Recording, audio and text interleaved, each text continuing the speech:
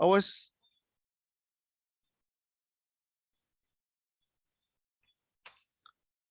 our presenter for tonight has served as president of the Jamaica Association of Public Health Inspectors 4 times and has held several other positions on the Executive Council of JAPHI.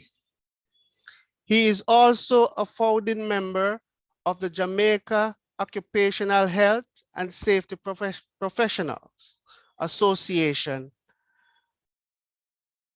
JAPHI Limited, and has served as its president 4 times. He is currently a lecturer in the Department of Chemistry at the University of West Indies, Mona, where he coordinates the undergrad and graduate occupational and environmental health, safety and health programs. His contributions to the development of occupational health, safety and health in Jamaica includes being a member of the team that developed the suite of occupational, environmental, safety and health program at the University of the West Indies and became its founding coordinator lecturer.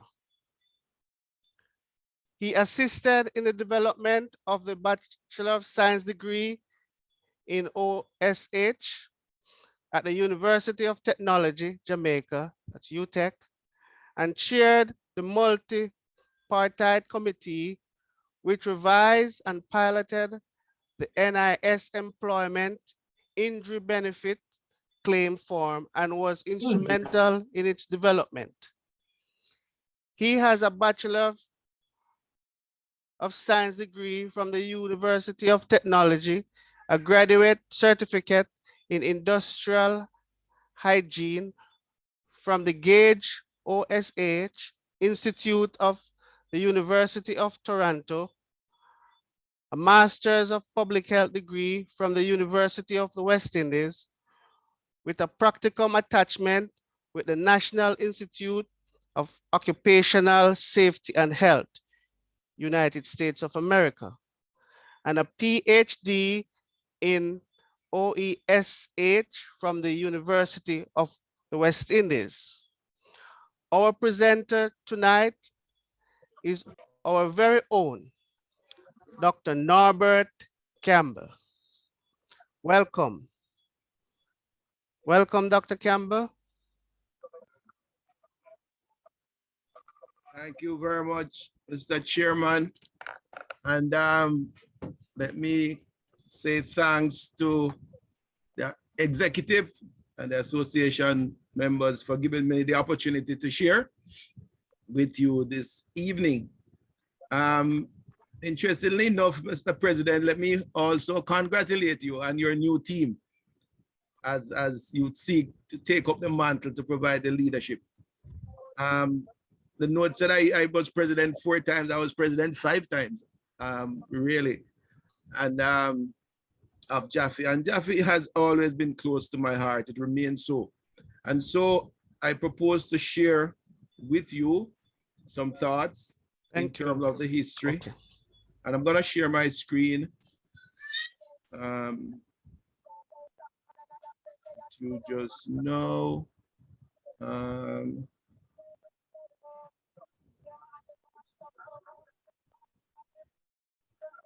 Okay, and you know, just to share with you some thoughts, and I have quite a few slides, so let me get right into it. The Jamaica Association of Public Health Inspectors, JAPHI, the past 40 years, and this is a co-authored paper, myself, Dr. Scarlett, Dr. Sylvanus Thompson participated. Quickly, I look at the aim and the objectives of the presentation. I seek to provide a contextual frame for the genesis of the organization. I have just one slide that is incomplete in terms of the introduction of the founding fathers. I'll talk a little bit more about that because I probably might be the only person with a copy of the list of members who started it. And like the devil, I just cannot lay my hands on it just now. Present some highlights in industrial relations activities of JAPHI for the last 40 years, some professional development activities, and to highlight a few of the issues that I would consider that both JAPHI executive leadership and the inspectorate, the administration of the inspectorate might want to consider going forward. My primary aim is to stimulate and increase interest among the inspectorate in their professional organization, and to enhance the commitment, to its continued development and advancement. Volunteerism is something that is, as I always say, going out of style these days, but organizations like JAPHI need that a lot. In terms of objectives, I really seek to inform and enlighten, particularly young PHIs, to motivate the current leadership of JAPHI, the administration of the inspectorate, and the wider inspectorate in realizing unfulfilled goals. I use the opportunity also to encourage and motivate current JAPHI leadership and the PHI administration in setting new and exciting goals geared to take JAPHI to unprecedented heights of professional development and national and international impact. It's always good to start at the beginning. As a good book says, in the beginning, 1946, the organization was started, its genesis. And you could realize that at that time, you had not even had a year since the end of World War II. The British West Indies Public Health Training Station had been in operation for only 3 years at that time. At that time, less than 47 Jamaican inspectors had yet been trained at that institution. And it was still located, the article says, at Brentford Road. I don't know if anybody who knew the address at Brentford Road. I was searching for that, didn't find it. But we know it at 21 Slipen Road, but it was first at Brentford Road. And consider the vision, insightfulness, and sense of purpose of the founding members. I think it was 39, but as I said, I can't find my paper. Founding PHI is primarily employed to central government, Ministry of Health at the time. There was quite a bit of a rivalry between public health inspectors employed to the Ministry of Health versus public health inspectors employed to the local government ministry. I wonder to what extent we still have that rivalry. Ever since I became a public health inspector, there's always something that seemed to divide the inspectorate. And it is high time that we really try to put those things aside and unite for the benefit. And this is my incomplete slide to speak to the 39 or so members that started the organization. From my memory, on that paper, I just remember Mr. Gordon Somers, and he was the director of the West Indian School of Public Health, the first local director. The effervescent Mr. Grandison, R.L. Grandison. Most elderly public health inspectors, or senior ones, will, as they reminisce about their days at the West Indian School of Public Health, will always mention R.L. Grandison. And I will, once I find that list, share it with the executive, that more members, because I believe from when I looked at the list, I didn't know everybody, but then you got a sense that most of them would not be alive at this time. But these two that I recall and put here were stalwarts. As I said, Mr. Gordon Somers being the first native director of the school, and legendary R.L. Grandison. In respect to the first 35 years of the organization, I call it the untold story. I don't know a lot about that at all, and JAPHI needs to find ways and means to document this story. I commit myself to the process of helping, because we need to have proper documentation. And those pioneers we're losing them. So we need to make sure that we capture that. So we're gonna look more at that past 40 years, say 1982 to 2020. I call it our story. And for my little trivia, anybody can tell me who was the president of JAPHI in 1980?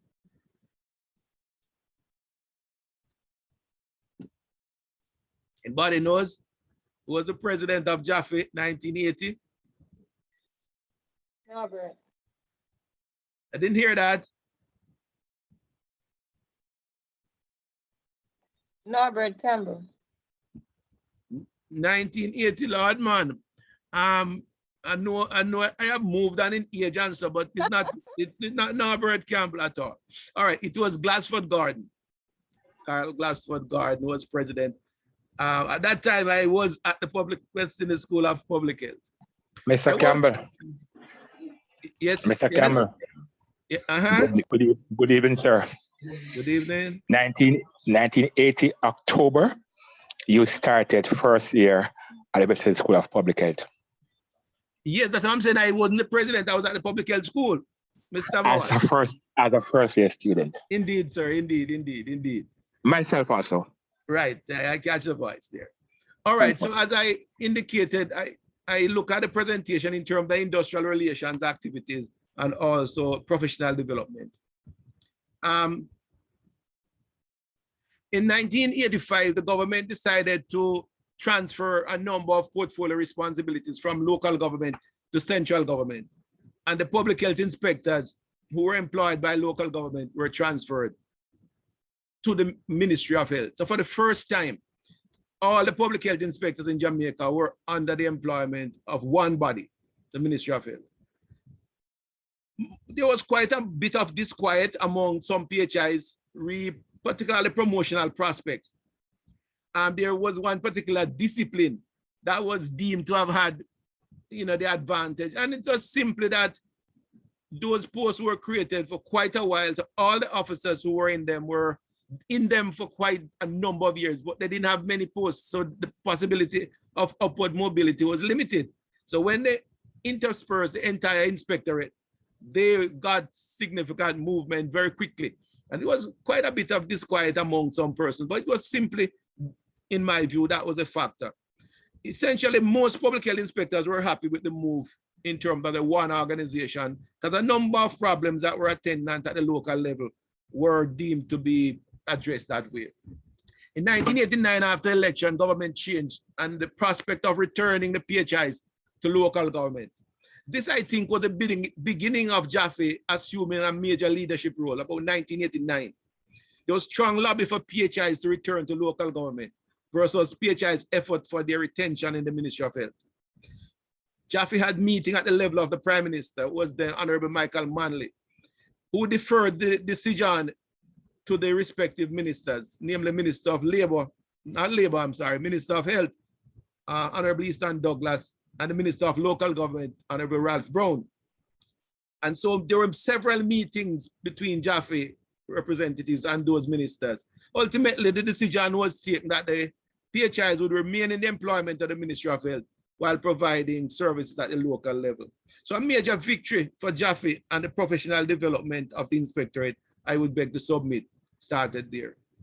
Another major issue was the registration of the public health inspector as a profession under the Profession Supplementary to Medicine Act. JAPHI spearheaded this initiative and it was achieved about 1990. Comments by the then registrar regarding how impressed he was with the qualification of the PHIs. He said he just didn't know that the public health inspectors were that qualified, had such international training and all of that. Interestingly enough, though, JAPHI had to police the implementation of the registration process and had to secure commitment from the level of the Ministry of Health head office as at the parish level. And this was PHIs continue to employ unqualified and unregistered public health inspectors. Now, for younger ones persons were pre-trained public health inspectors, you were employed as public health inspectors before you went to be trained at the public health school.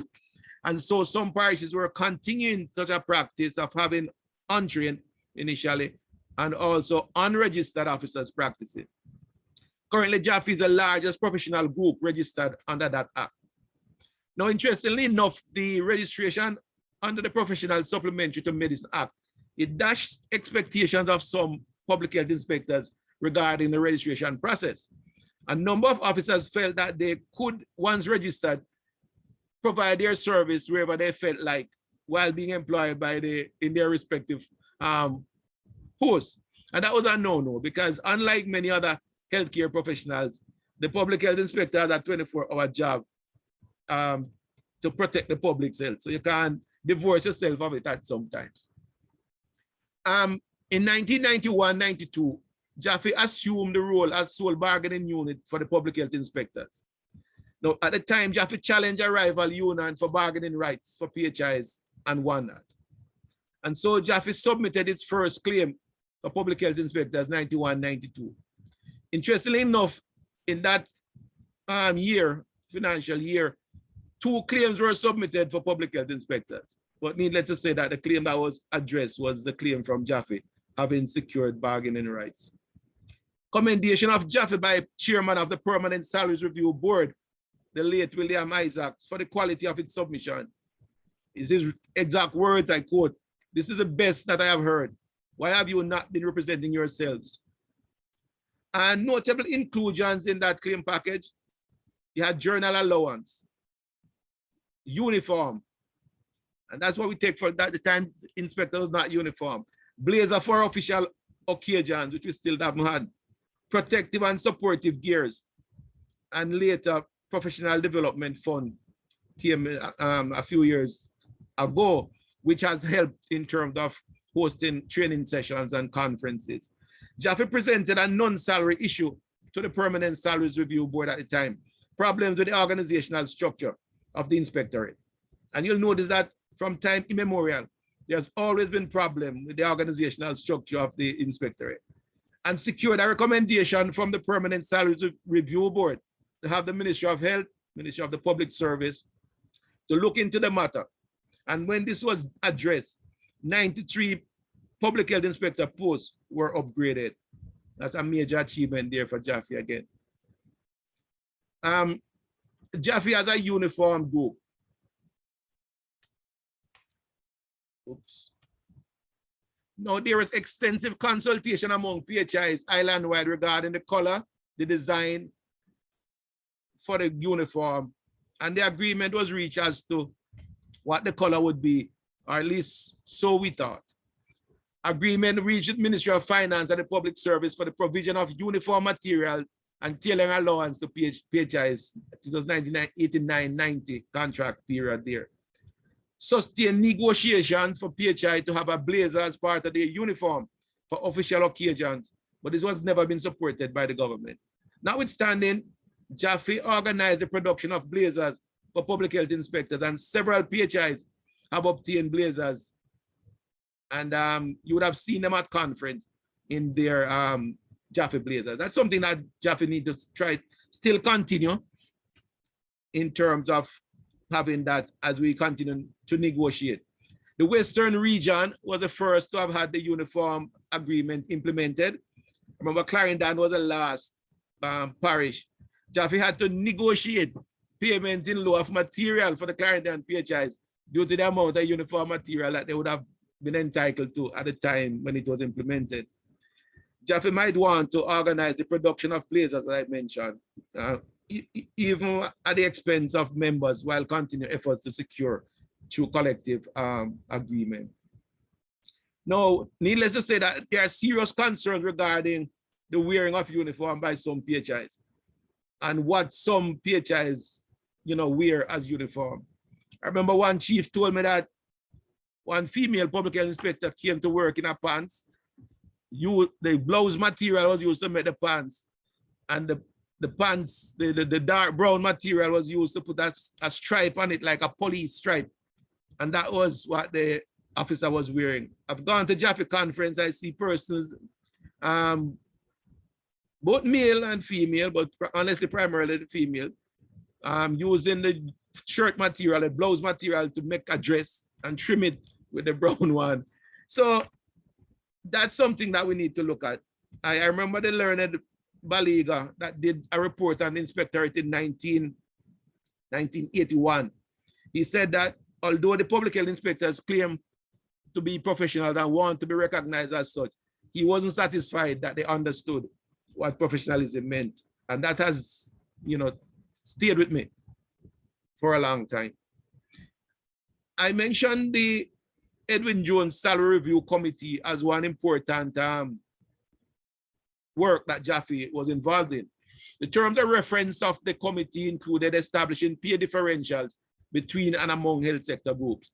JAPHI represented the inspectorate.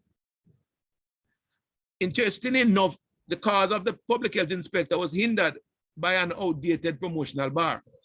I distinctly remember when we argued the case for the inspector, because at that time, most chief public health inspectors had bachelor's degrees.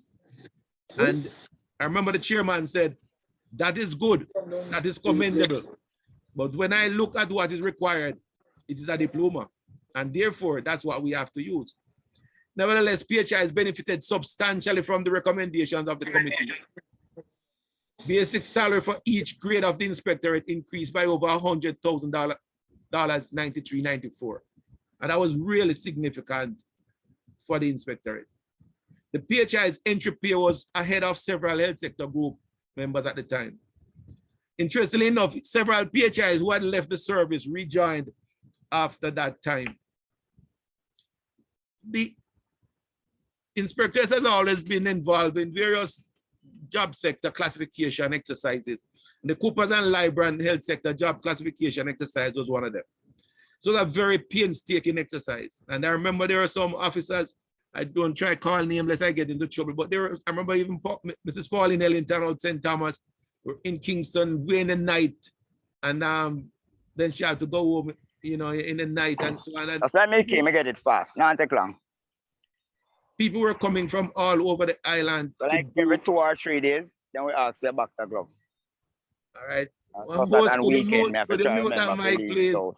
Sometimes I just give me sir. I remember that. Sometimes I just give me sir Simit. Yeah, and him. Okay, thank you so much. And as I said, very painstaking exercise, a lot of work, long nights and many days. PHI lost some ground, I think, a little bit in terms of the health sector group, but not substantially. Some of the hindering issues in that set of negotiations, inadequate duration of some post-basic courses. They were not standing up to scrutiny, too short. Specialization without requisite qualification. There are some so-called specialist areas that there's no post-basic training, hard to sell. Difficulties in distinguishing grades based on qualification and work scope. Interestingly enough, there was a time when once job classification exercise was done, and when a number of officers, for example, the Ministry of Finance, Public Service at the time, was going to consider having level 4 chief and level 5 chief among the inspectorate, simply because of what some persons wrote that they did. If you have staff shortage and you are working as a grade 3 inspector doing food or even grade 2, that's not your job description, you're just helping out. And so that hindered progress too. Dysfunctional organizational structure of the inspectorate, this has hindered the inspectorate in every job classification and our peer review exercise that I know of. The Joseph Pereira Appeals Committee, that was not a good outcome. And I remember I was asked to be part of the committee that we represented. It was an appeal from the Coopers and Libran report.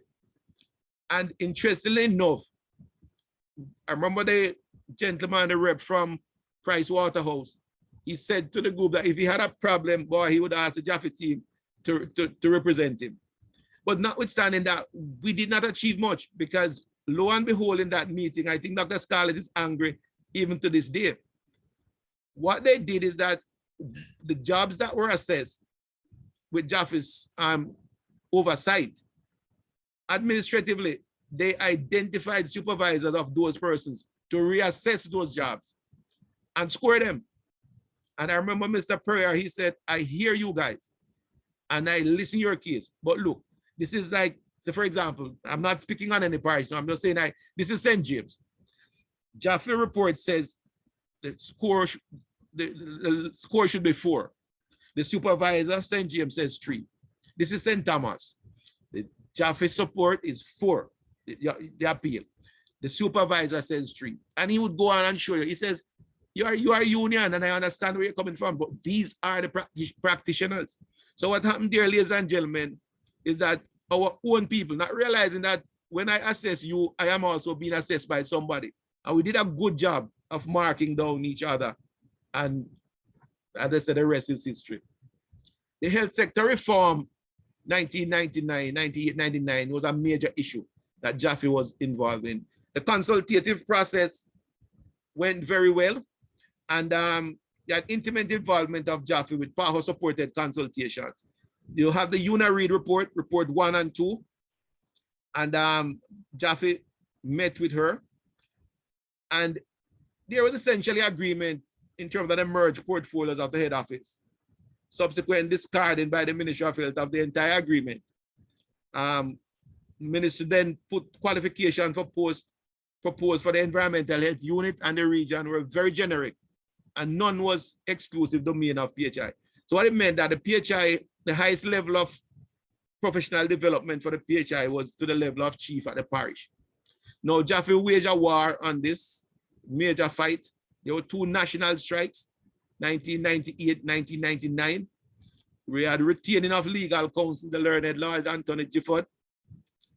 Conciliation meeting between the Ministry of Labor and Social Security, Ministry of Health head office. Out of that exercise, at least these 3 agreements I share with you were reached. Agreement that the environmental health unit can be headed by a PHI or an engineer, but by a PHI in the first instance. And interestingly enough, the PHI has had that post since inception. I think this is the 4th PHI in that post now. Mr. Brady, Mr. Knight, Mr. Broughton, Mr. Baker, right? Agreement that the specialist post at the office must be filled by persons with master's degree in the portfolio area. This has been an agreement with the Ministry of Health. The inspectorate has headed the unit ever since. It has never been implemented. That the post, the head office post will be filled by public health inspectors in the first instance. I'm saying to you, to us, ladies and gentlemen, that this hasn't changed. So we need to be mindful. There are many persons who are qualified in the portfolio areas, but we are giving them something else to do. The agreement was that those posts should be filled by persons with training in the area. Need to be looked at. On a strike, it says in 1999, October 15, 1999, important public health function, including the inspection of imported foods and monitoring of abattoirs, were largely neglected yesterday as more than 300 public health inspectors stayed off the job. Note well, it says that at the meeting that initiated that, the Minister of Health, John Jr., gave the inspectors a commitment that public health inspectors would occupy 3 positions rather than after reclassification. Mr. Jr., however, stated that if the positions at any time had to be filled, this would not necessarily be by public health inspectors. That hasn't changed. A number of reclassification exercises, as I said to you, in the Ministry of Finance and Public Service job reclassification exercise, favorable outcomes. All parish specialist posts were upgraded from 3 to 4. Those parishes that didn't have certain specialist portfolio, for example, institutional health and occupational health at the parish level was established. But we have also have some anomalies now. I think Deputy Chief grade 4, specialist grade 4, those type of issues. Unfavorable outcomes were referred to the Daisy Coke Committee, and that work of that committee has been pending since 2015. JAPHI need to ask questions. I was at the meeting and it was promised in the next year, and it's quite a few years now. Looking quickly at professional development issues, JAPHI transitioned from AGM to annual conference, and that was something. About 4 times we tried to have annual conference rather than the AGM. JAPHI used to have AGM with a guest speaker, 1-day event. And in 1994, we had our first conference, 2 days, holiday in.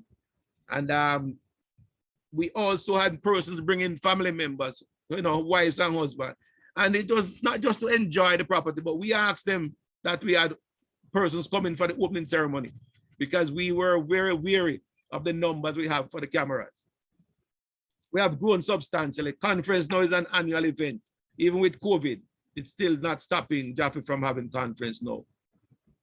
So we even had concurrent session in 2017 conference, and that's something that we could look at as well. Since time is against me, quickly international relations. The first one we had was the Caribbean and Association of Environmental Health Officers. And that yielded a 5-year agreement with the Canadian Public Health Association, which secured a quota of spaces at Ryerson University in Canada for Caribbean public health inspectors who are from the member association. And based on the strength of the West Indies School of Public Health diploma, PHIs with that diploma were afforded advanced placement into year 3 of the 4-year BSc program at Ryerson. Some persons who have accessed that, Dr. Sylvanus Thompson, co-author of this paper, Mr. Dervin Patrick, also, the late Mr. Edson Carr, and Miss Una Wheatle are the names that we remember. International relations with the National Environmental Health Association, USA. In 1999, JAPHI invited the then President Gary Coleman of NEHA to address JAPHI's conference. And that was the beginning of the relationship. In 2000, under Colonel Anthony Aiken's presidency, JAPHI was affiliated. Needed to have 15 paid up members. I guess that's only the year we have had 15, but we have maintained our affiliation nonetheless. JAPHI has been fully or partially supporting delegates to NEHA conference since that. And JAPHI's delegates are well recognized by the NEHA leadership. Those who have gone can attest to that. JAPHI has delegation to NEHA's annual conference each year. The delegation to the Atlanta conference 2002, I think, was the largest one. NEHA facilitated JAPHI's members in taking credentialing exam a few years ago. 7 members were successful and they waived the fee for resitting exams. In terms of the National Environmental Health Association, NEHA's president-elect, Professor Gary Brown, has been a JAPHI member for many years. He has received 2 presidential awards from JAPHI and has received JAPHI's highest award of life member. In the 2017 conference, 4 JAPHI NEHA presidents were in attendance. And over the years, as many as 6 NEHA presidents have attended JAPHI's conference. Few of JAPHI's officers have received NEHA presidential citations and our certificates of merit. JAPHI has been invited to NEHA's first associate member. And to be NEHA's first associate member requires only 6 members to join that. That is still outstanding. We need to take it up. A few JAPHI NEHA members have been appointed as technical advisors to NEHA over the years. Currently, Dr. Henry Scarlett was the first JAPHI member to obtain NEHA credential, REHS, registered sanitarian credential. He has now been admitted as a diplomate of the American Association of Sanitarians. We commend you, Dr. Scarlett. In terms of the Chartered Institute of Environmental Health, 2000, we wrote to the then President David Perchan, invited him as guest speaker of JAPHI's conference for 2000. JAPHI's president and immediate past president were invited to CIEH's Best of the Best conference 2001. I remember that fatal 9/11 time. That was during that time. Discussions were held then with the former CIEH president and chair of the Greater London region, Mr. Andrew Bansfield, to establish a twinning arrangement between JAPHI and the Greater London region. That twinning instrument was signed in 2002 for 3 years. Key inclusion in that, Greater London region sponsored attendance of JAPHI president or nominee to CIH's conference, Mrs. Pauline Ellington, president, Mr. Don Lewis, secretary, Dr. Henry Scarlett as treasurer have gone under that arrangement. JAPHI sponsored attendance of the chair of the Greater London region or nominee to JAPHI's conference. So Chair Banfield, Secretary Caroline Thomas, and board member Ms. Kate Harris, some of you will remember her, Kate came twice. There's also as an output from that a 2 to 3 month attachment of a JAPHI middle level manager to the Greater London region through Commonwealth Foundation Scholarship. To date, President Karen Brown, member Rupert Stevens, council member Mr. Joel Myers benefited from that. The Greater London region introduced JAPHI to the IFEH and paid JAPHI's subscription for the first 3 years. That relationship with the IFEH also resulted in JAPHI being a member of the Americas region, which has NEHA, Sci-Fi, and the Haitian Environmental Association. IFEH President Jerry Shaka addressed JAPHI's conference, remember which year. Dr. Sylvanus Thompson has been America's region secretary since 2011. JAPHI assumed the region chair in 2016. Dr. Scarlett served for 4 years. Dr. Scarlett, as was introduced, mentioned by the president, our president now, he is the president-elect currently and will assume the presidency in 2020. We need to provide great support for him. In terms of the International Federation of Environmental Health, we had a major conference 2017. We all know about that. 18 countries were represented, all continents, over 40 oral presentations. And as output, JAPHI realized US $11,000 as profit from it, with 1.5 million Jamaican. This financial contribution to the Caribbean Disaster Fund was made. One paper was published from that conference, co-authored by Jason, Marion, Dr. Scarlett, former NIHA president, Dr. Oliver, myself. Partnerships with the Caribbean, the Canadian diaspora. Over the years, you have painting and landscaping of Catherine Hall Health Center in Mobile, Health and Wellness Fair in Bull Bay, St. Andrew, Health and Wellness Fair and Landscaping at Victoria Primary School in Clarendon, and several donations of equipment and supplies to the government of Jamaica and local health departments through JAPHI. And I distinctly remember when the infrared camera, thermometers, were handed over.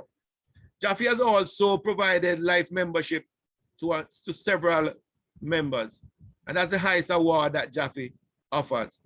The late Dr. Winston Sloss, late Mr. Milton Pinnock, and the late Mr. Guy Carr have been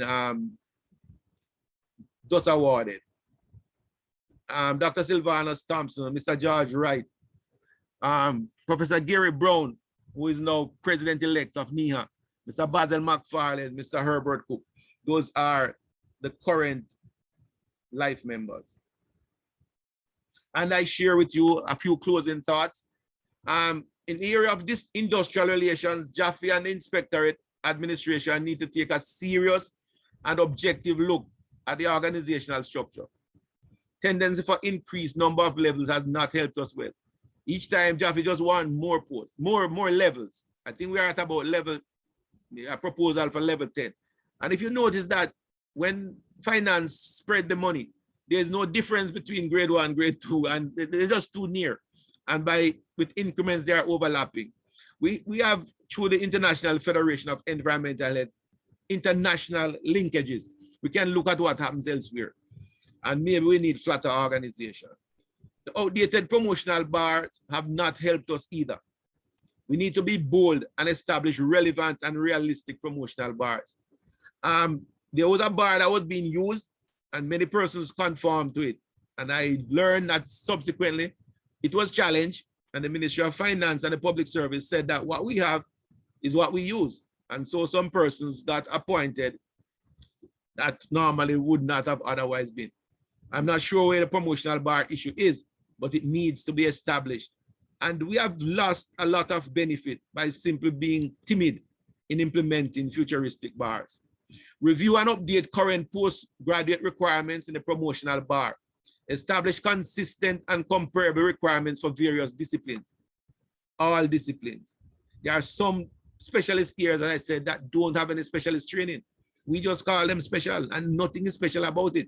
That cannot hold. When we come into reviews for scoring and so on with qualification, we are scoring low. So we have to address that. In terms of professional development, we need to strengthen linkages with our international partners, NIHA, CIEH, Greater London Region, IFEH, and beyond. We need to reestablish linkages with our Caribbean neighbors, and especially with Dr. Scarlett as IFEH president, member Gary Brown as NIHA's president next year. It's a good time. It's probably the best time that we launch out in this. Seek to improve standards of practice and professionalism among our members. And ladies and gentlemen, may JAPHI and the Inspectorate continue to grow from strength to strength. I thank you.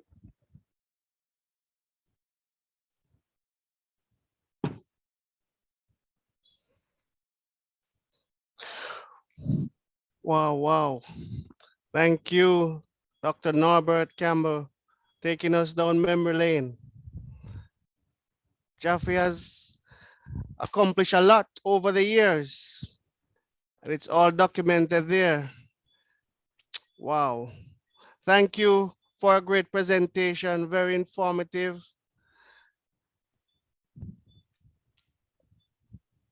Any questions from our members?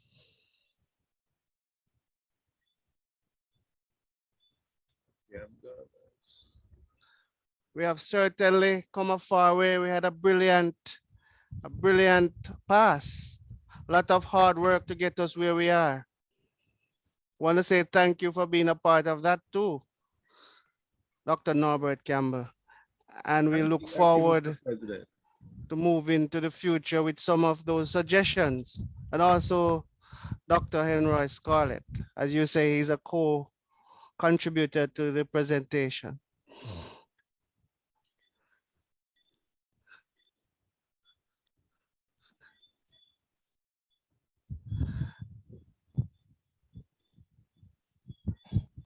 We have a few commendation in the chat.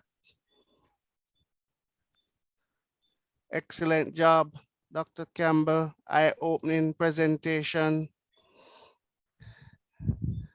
Very informative. Any questions? Oh yes, we have a few hands up here, 3. What are those persons now? Dr. Scarlett, Dr. Thompson, and Ms. Annette Morgan, I think. Okay, we'll take them in that order. Thank you, Mr. President. I wish you all the success over the next 2 years. Thank you. I don't have a question. I just want to make a comment. My brain was running very fast listening to Dr. Campbell's presentation because I've been associated with much of what he described. I just want to make the point though that JAPHI's strength has always been with the membership of JAPHI, right? And so we need to first look within our ranks for whatever we need before we start to look outside, because there are many talents within JAPHI who can contribute immensely to the work of this noble organization. Let me just give you one example. In 1998, I was the president. It was a very turbulent year. We had to call a strike, and the Ministry of Labor called us to a conciliation meeting. And we felt that we needed legal representation. And so we hired the very capable and expensive Lord Gifford. And he came, and when he listened to our presentation at the meeting, he was so impressed. And then he told us, gentlemen, you don't need a lawyer. Imagine that. He was there making good money. And he told us that we could do it ourselves. We didn't need him. And so he left. And we did do it ourselves, and we have enjoyed success since. So I'm just making the point that don't you feel that JAPHI and its members are not confident to do the work? There are going to be times when we need people from outside, but we need to rely on our own, because within our ranks, we really have all the people we need to move forward. And so I just want the organization to keep believing in itself and believe in its membership and its leadership. Thank you. Thank you, Dr. Scarlett. Well said. With your permission, Mr. Dr. President. Yes, sir. It's all yours. Thanks. Thanks, Dr. Campbell, and thanks for the opportunity to contribute to that presentation. They just want to bring out 2 quick points, right? Uniform, I was actively involved in the association when we negotiated for uniforms. And it has always been, should I say, maybe a sore point or a point for discussion as to exactly what the uniform should be. What we negotiated for that time was brown and beige, and that was basically it. And it was more or less understood that the bottom would be brown and the top would be beige, right? But at a number of meetings, a number of discussions has come up as to exactly what it should be like. So maybe, it's something that we still maybe need to look at, right? I kind of like, the variation, but a uniform should still be a uniform. The other point is the specialist positions, right? I totally agree with you as usual, most times, Mr. Campbell, that specialist positions, people should be put into these positions that they are trained and qualified for. I'm not trying to suggest that the persons in the position that they are not competent, but they should be trained and qualified for the positions. And one of the positions that I always, have this concern about is veterinary public health. And just use it as an example. If we put persons who are not trained in veterinary public health in these positions, there's absolutely no need for the ministry to provide the training for these persons. So that's my, my major concern. So thanks again for the presentation. And Mr. President, you can always look forward to my support as usual. Thanks. Thank you, Dr. Thompson. And we agree with veterinary. If you're not trained, you shouldn't be placed in the post. Next. Yes, thank you. Just a quick question. To Dr. Campbell, what differentiate the local government inspectors from the central government ones back then? It was just, I guess, Dr. Thompson better than I can in terms of explaining it, but each parish council, for example, they would sponsor, as I said before, you usually have persons employed before they are trained, which is totally different from what we have now. So they would work for a while and then they would be sent to school and paid, salary, subsistence, whatever, by the local government ministry. Then there were some officers who were employed by the Ministry of Health. For example, the quarantine, the water, vector, and those would be typical posts were in the Ministry of Health. And then your chief and support staff, supervisors, food and so on, those would be the parish inspectors. And there was serious rivalry between the inspectors at the time. I don't know, Tomo, you probably want to shed any more light on that? Yeah, you're about 95% correct, Mr. Campbell, right? So St. Catherine was Ministry of Health, right? So all the persons working in St. Catherine, they were working with Ministry of Health. In addition to the specialist positions, like you mentioned, Albert, like the water quality, the hospital sanitation, and all of those. So I think it was 78, either 78 or 77, 78, that the ministry decided that these positions, all the positions in St. Catherine would go over to local government. So it started with St. Catherine, which was Ministry of Health at that time. And you're correct, St. Catherine used to employ the inspectors, the pre-trained that used to work on the field in St. Catherine prior to going to West Indies School of Public Health. And then you'd come back to St. Catherine, which was the Ministry of Health.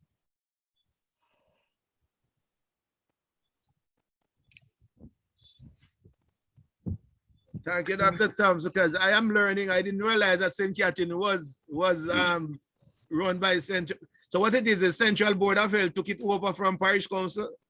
No, I'm not sure if it's took over. It was, from, because I work in St. Catherine too, with Ministry of Health at that time. Okay. So as far as I know, St. Catherine was Ministry of Health for whatever reason. But personally, I think I see Bramfield and Line. Brahma was a part of that, working in St. Catherine also. Herbie, I think yes, Herbie was a part of that. So St. Catherine, all the inspectors in St. Catherine were Ministry of Health, plus the specialist positions in each part. Okay, well, I am learning that. I did not know that. I didn't know that.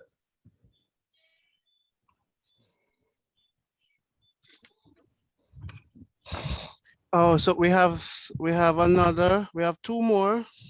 We have Fletcher Gavin Fletcher? Gavin? Yeah, do I go ahead now? Yes. Okay, great.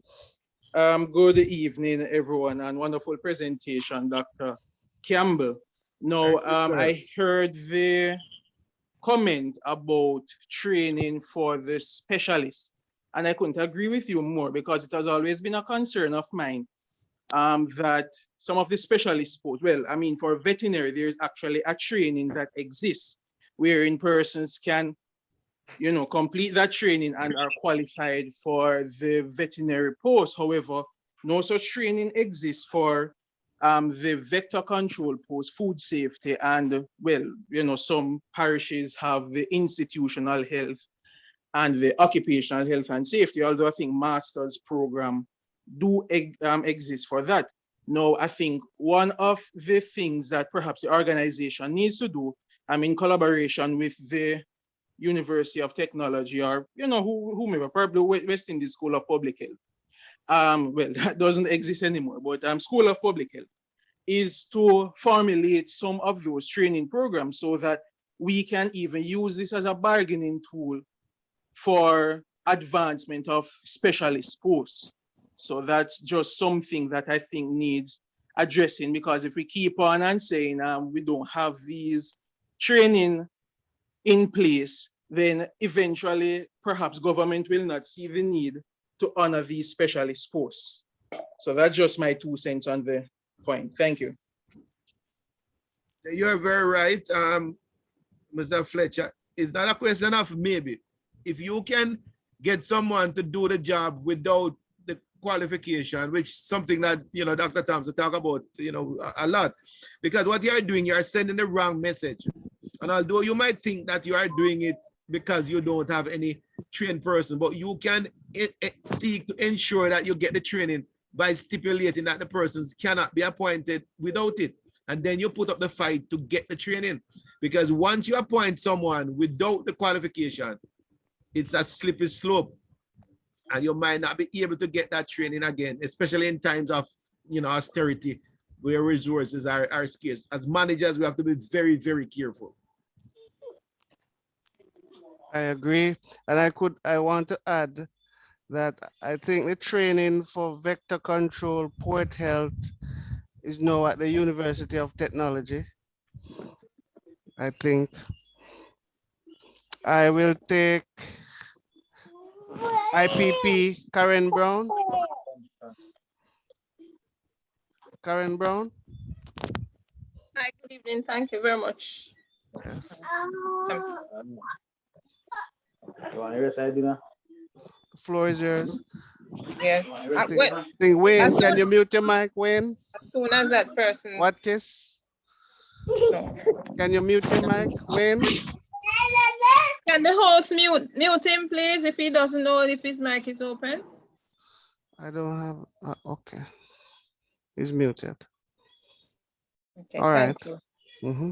Go ahead. Right, there are 2 things. Very informative, Dr. Campbell. Thank you, ma'am. Very, very rich, and it is well appreciated. You know, we have a workforce which is very youthful, I must say. I don't think I fall within that very youthful workforce anymore. But I think that this information would, you know, will serve to inform persons as to the legacy of the association as a, you know, as a force to reckon with throughout the years with the various leadership. And what, 2 comments. One, I note you did allude to the uniform where you spoke about the blazer. The blazer. Now, I don't know if you are aware that one of the items under our heads of agreement was for the additional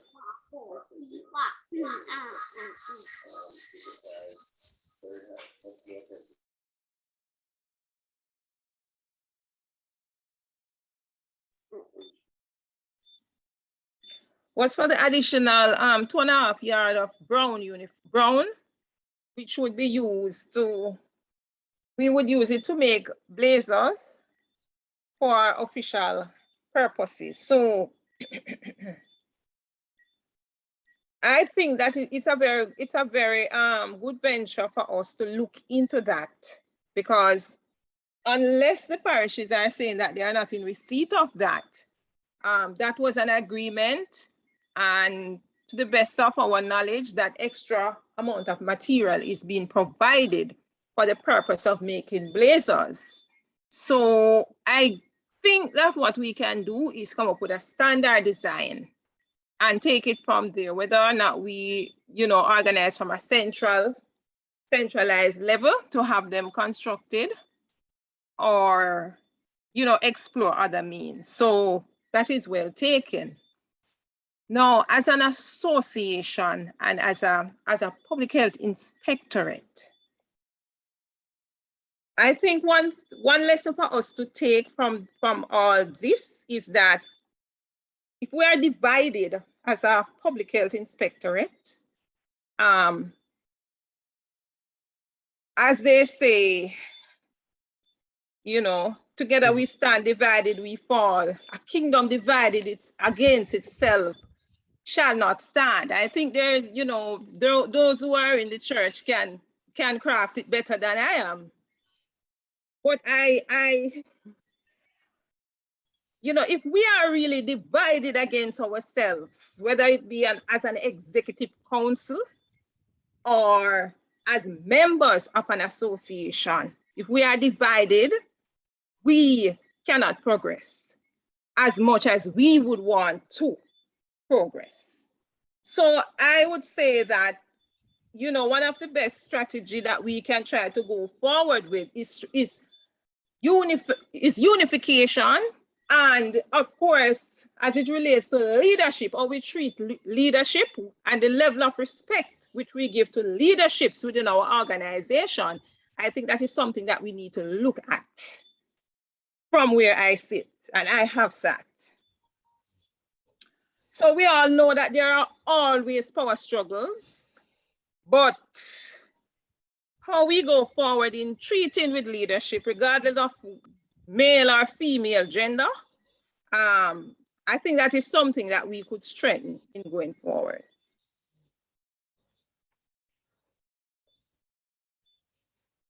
Okay.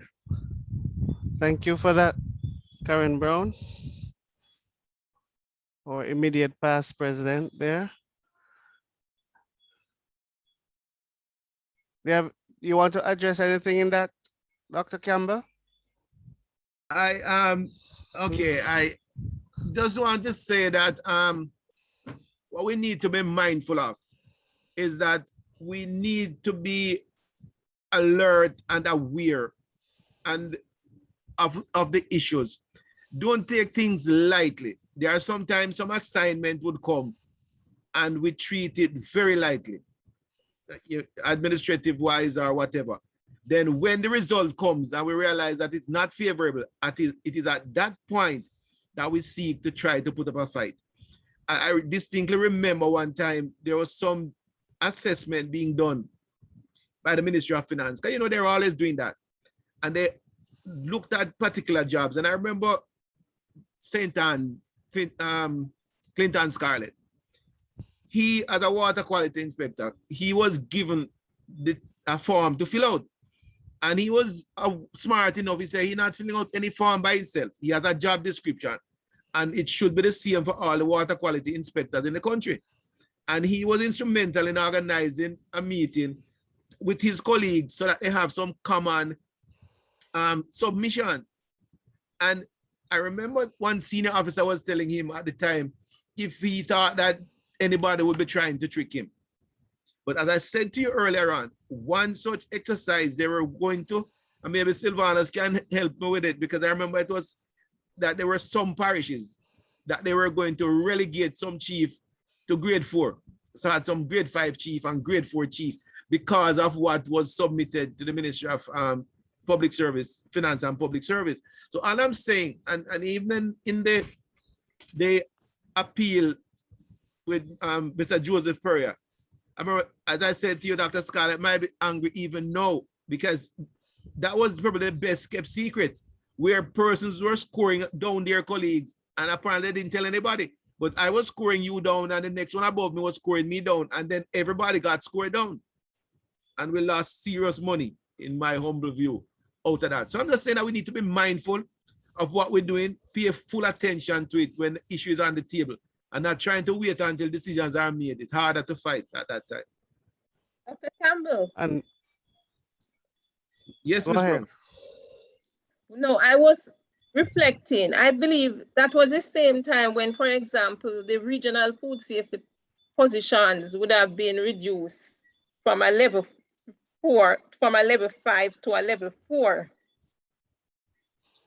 I in recent years I've not been, following so closely, but I remember distinctly when we went, I was asked to be part of the appeal committee and we put up some work in the night at JAPHI office. And when we went, all the chairman said, I'm impressed with what you said, but look what I have before me. This one says 4, the supervisor says 3. And he went and then he would pick up 4 of them or 3, 4 of them. I said, what am I to do? These are the supervisors and this is what they say. And Scarlett can comment because he was just so angry. Because the thing about it, we were strategizing and making our preparation, not knowing that we had that to contend with. It just hit us in the meeting, and all the preparation justifying why we should move from one, level to the next and all of that. All that was a waste because they had the scores that were administratively done. And as I'm saying to you, I think that was the best kept secret because nobody on that committee seemed to have been aware of any such thing. Okay. Well, I'm going to open the floor to Dr. Scarlett now. Let him have his say, and then Samantha Grant will follow. Dr. Scarlett. So, President, I don't have much to say. I don't know why Dr. Campbell has we hurt up my head, so to speak. That is why I made a comment, colleagues, that we need to believe in ourselves and we need to support one another. We need not ambush one another in the night, so to speak. I recall vividly at that meeting, we were so upbeat. We had to put up the best fight we could.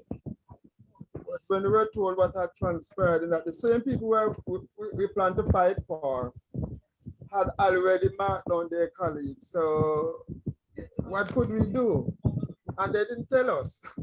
Right? So I'm just saying, colleagues, that JAPHI is the professional organization. And when people on the field get assignments to do, if they don't understand it, they can consult with JAPHI. And even if they understand it, they still need to consult with JAPHI and get some advice.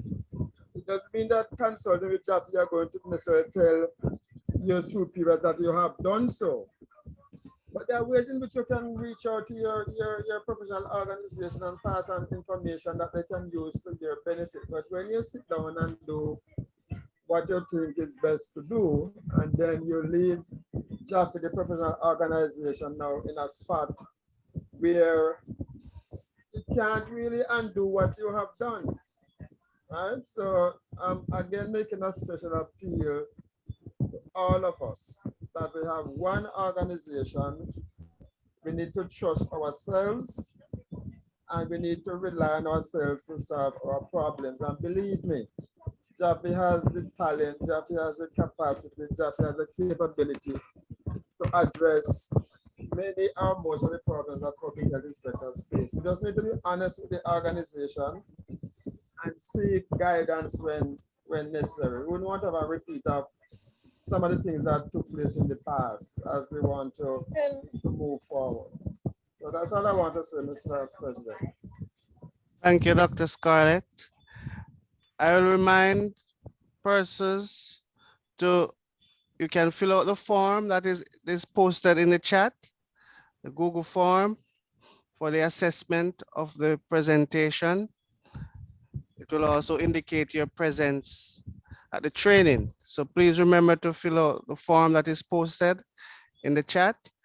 Samantha Grant, floor is open for you.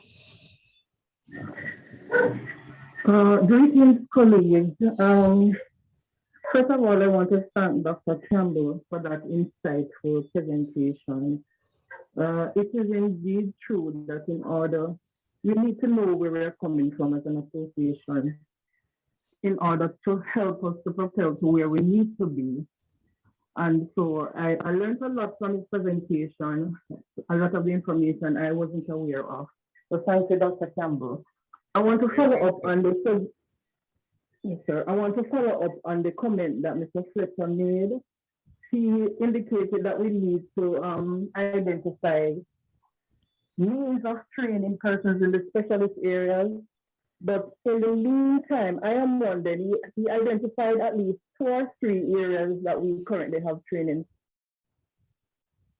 for. I am wondering, are there any institutions, not necessarily in Jamaica, but in other areas, other diasporas that we are associated with, that are currently training in the other areas that we could tap into as officers or as the association that could help us to garner some sort of certification? I'm particularly interested in the institutional health program, and I've not been able to identify any post-basic training in that area. So are you aware of any institution at all? Not necessarily.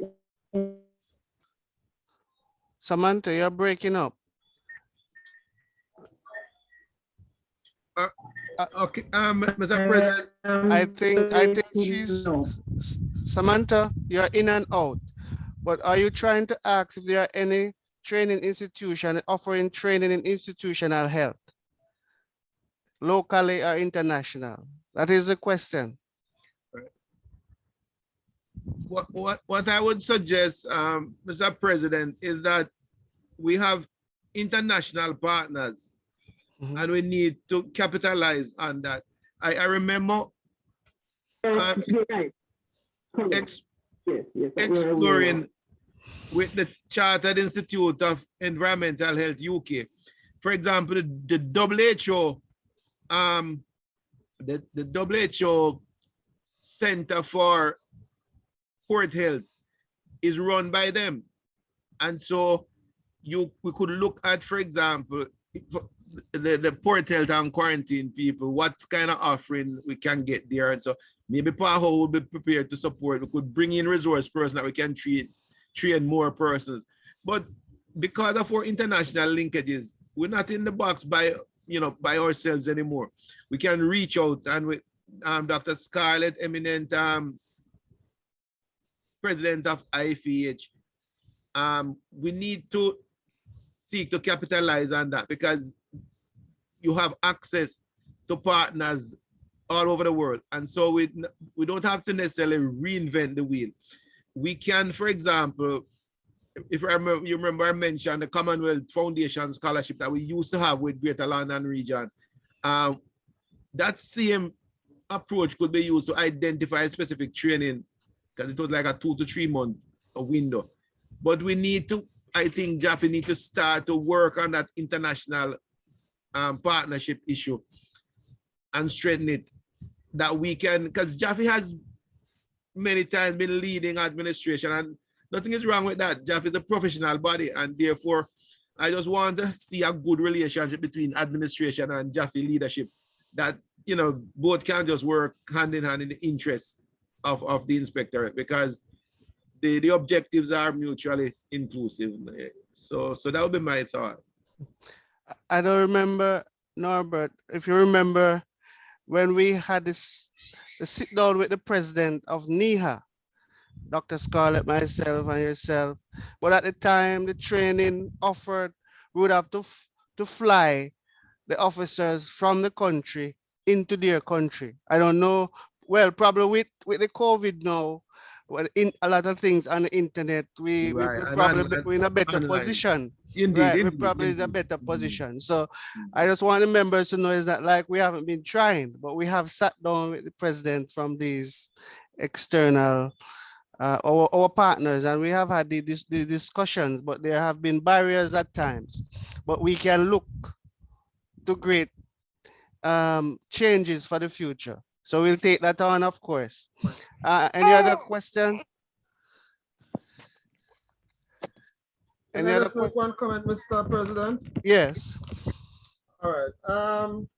There's need for greater cooperation and collaboration between JAPHI and the Environmental Health Unit.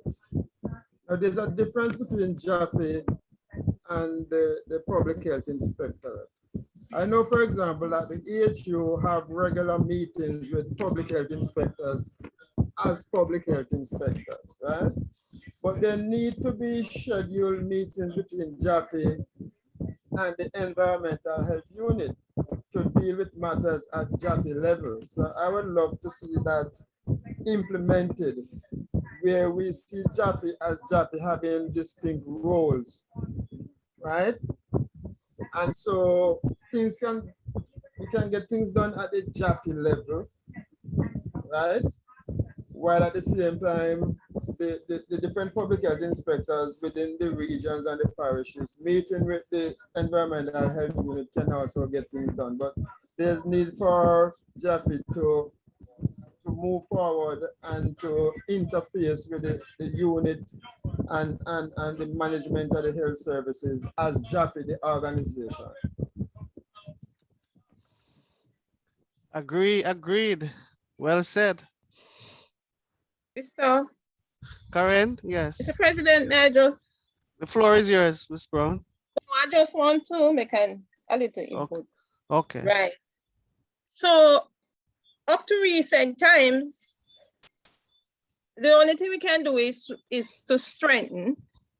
But up to recent times, JAPHI as a unit has had written to the head office and convened meeting with the Environmental Health Unit as JAPHI to address some of the leadership and governance issues. So that is something that we have been doing, I must say, but we can only do it more often. That's something that we have initiated, and that is something that would be continued in the Executive Council, because that is a part of the plan and the strategy. Because while we meet with them in what we call the NEC meeting, we do have meetings with the EHU as an association to deal with association and issues related to the inspectorate separately. And as a matter of fact, we are still in the process of getting some updates on certain action items that came out of meetings that we had with the Environmental Health Unit and further up the line with the Ministry of Health technocrats and bureaucrats. So that is something in process. Thank you, Madam IPP, Ms. Brown. And we do acknowledge what you are saying, because communication is very important in moving forward. The EH unit and JAPHI coming together and communicating to chart the way forward for the inspectorate body. Very important. So we continue to strengthen that. Any other questions? Okay.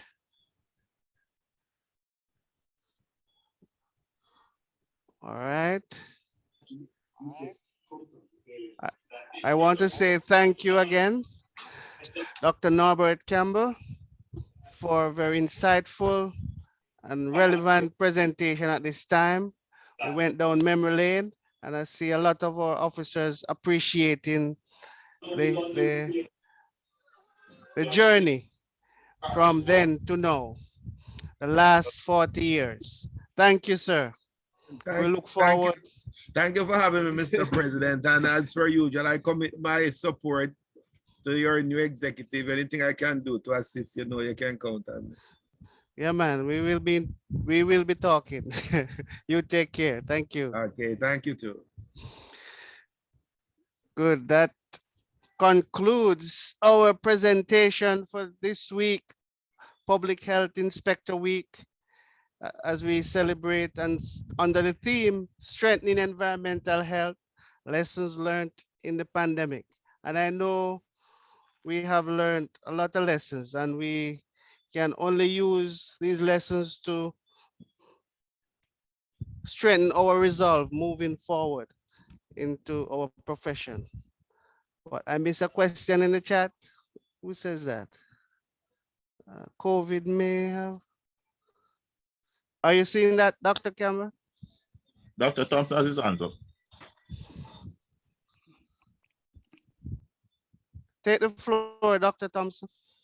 So not a question, just a comment. Just again want to commend the executive for putting on yet another AEC in spite of the challenges.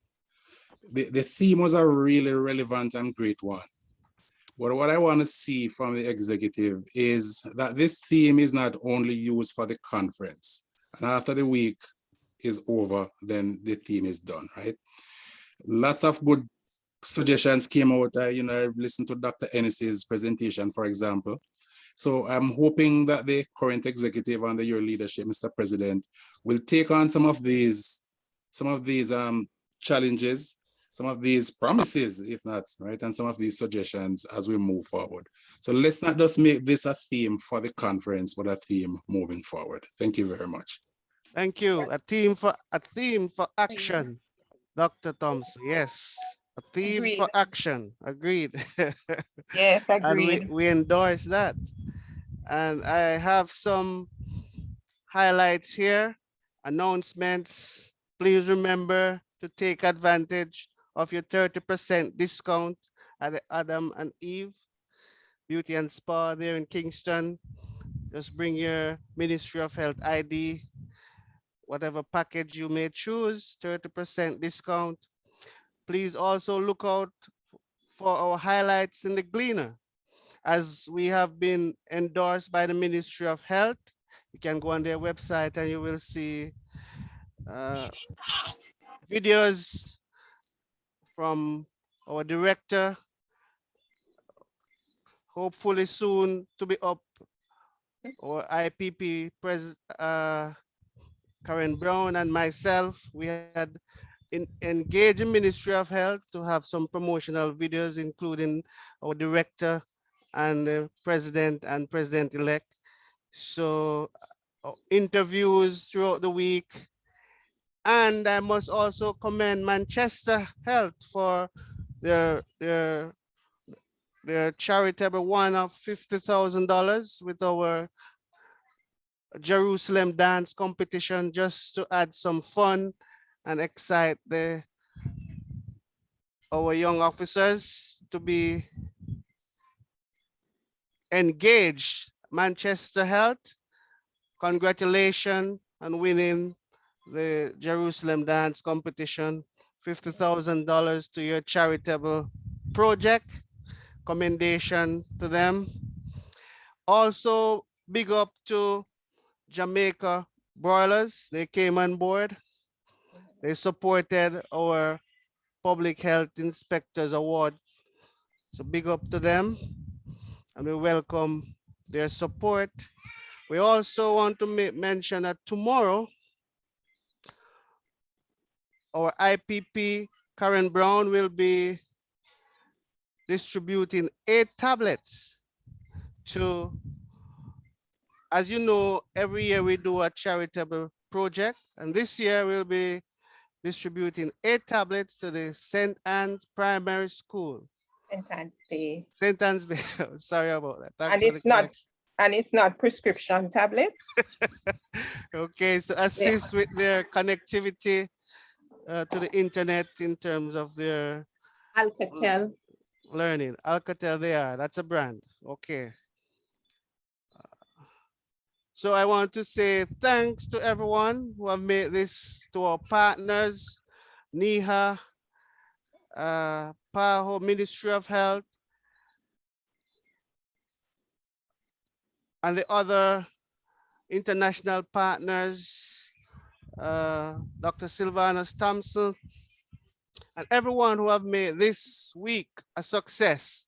Continue to be a beacon, continue to do your work with professionalism and diligence, and make yourself and the organization and Jamaica proud. Thank you all. Thank you. And good night. Walk good. Thank you too. Great evening. Thank you. Thank you, Dr.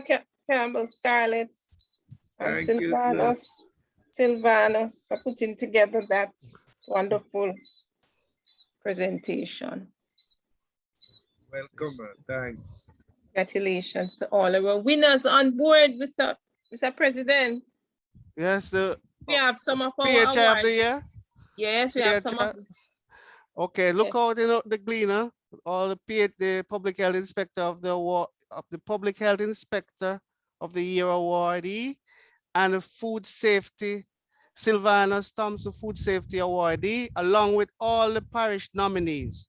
So we have Shavin Rose, who is the food safety awardee, and we have Cameron Hines from Westmoreland. Woo, yes, who are the most too. Yeah. Yes. Right. So next year we hope to get it bigger and better, and with our international collaboration strengthened.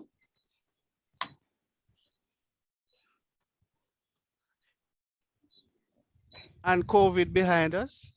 Yes, yes, yes, yes, yes, yes, yes.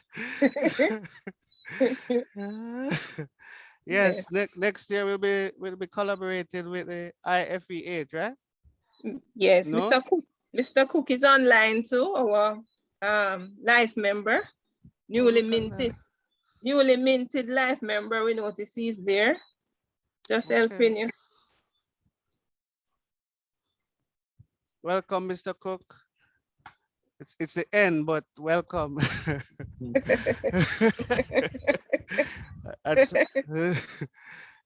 So.